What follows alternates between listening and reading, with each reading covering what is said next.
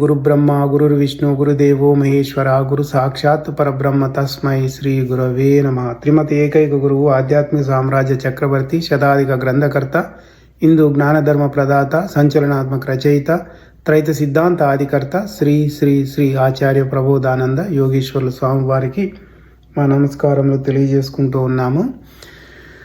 Christmas పండుగ సందర్భంగా త్రైతవాణి ఛానల్ను వీక్షిస్తున్న వీక్షకులందరికీ శుభాకాంక్షలు తెలియజేసుకుంటా ఉన్నాము. క్రిస్మస్ పండుగ సందర్భంగా మాకు ద్వితీయ దైవ గ్రంథంలోని రత్నవాక్యాలులో యోహాను సువార్త 5వ అధ్యాయం 19వ వాక్యం ఇచ్చారు. అది ఏమిటో ఒకసారి చూద్దాము. తండ్రి ఏది చేయుట కుమారుడు చూచునో అదే గాని తనంతట తాను ఏదీ చేయనేరుడు. ఆయన వేటిని చేయునో వాటినే కుమారుడును అలాగే చేయును. ఇక్కడ ఈ వాక్యంలో తండ్రి కుమారుడు అని ఇద్దరి గురించి ఇక్కడ తెలియజేశాడు. తండ్రి అంటేనేమో పరిశుద్ధాత్మ, ఆ పరిశుద్ధాత్మ ఒకే ఒక్కడున్నాడు.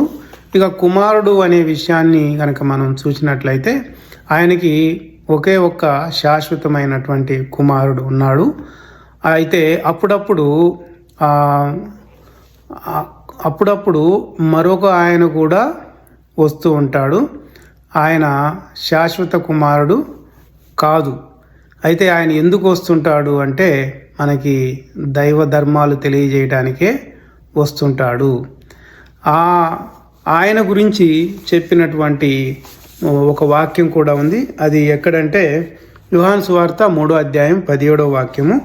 ఏమన్నారంటే, లోకము తన కుమారుని ద్వారా రక్షణ పొందుటకే గాని లోకమునకు తీర్పు తీర్చుటకు దేవుడు ఆయనను లోకంలోనికి పంపలేదు. అయితే భగవంతునిగా లేక గురువుగా వచ్చే ఆయన ఆత్మ వలె తీర్పు తీర్చడు. అయితే ఆయన దైవ ధర్మాలు జ్ఞానాన్ని బోధిస్తాడు కనుక ఆ జ్ఞానము మన కర్మలను కాల్చివేస్తుంది. దాని ద్వారా మనము రక్షణ పొందుతాము.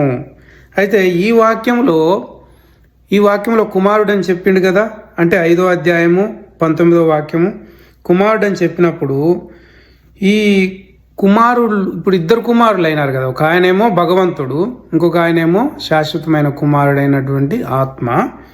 ఇక్కడ ఈ శాశ్వత కుమారుడుగా ఉన్న ఆత్మ సర్వమానవ శరీరాల్లో ఉండి చైతన్యముగా ఉండి సర్వ మానవులను సర్వ జీవరాశులను ఆయన ఆడిస్తూ ఉన్నాడు.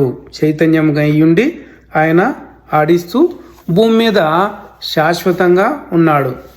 కాబట్టి ఈ వాక్యములో శాశ్వతమైనటువంటి కుమారుడైన ఆత్మ గురించే ఇక్కడ చెప్తున్నాడు.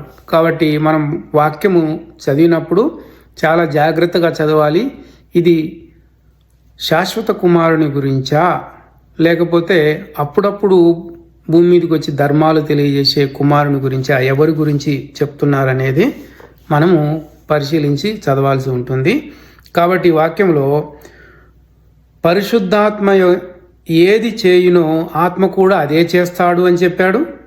ఆత్మ తనంతట తాను ఏదీ చేయక తండ్రి చేసిన కార్యాలనే వారసత్వంగా చేయుచున్నాడు అని చెప్పాడు.